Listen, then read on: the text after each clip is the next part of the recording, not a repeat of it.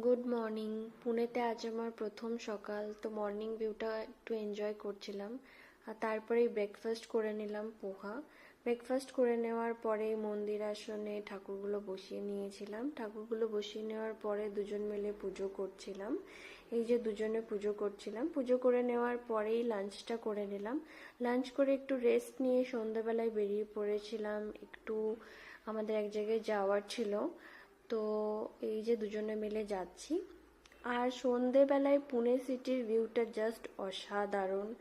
মানে আমি তো খুবই এনজয় করছি পুনে সিটির ভিউগুলোকে। আর এই জায়গাটা আমাদের বাড়ির থেকে জাস্ট 5 মিনিট ডিস্টেন্সই, তো জাস্ট আমরা পৌঁছেই গেছি। আর এখান থেকে আমাদের কিছু গার্ডেনিং এর জিনিস নেওয়ার ছিল, তো ওগুলোই দেখছিলাম আর ওগুলোই নিয়ে নিয়েছি। নেওয়া হয়ে গিয়েছে। এই যে আমরা দুজন মিলে তারপর বাড়ি চলে এলাম।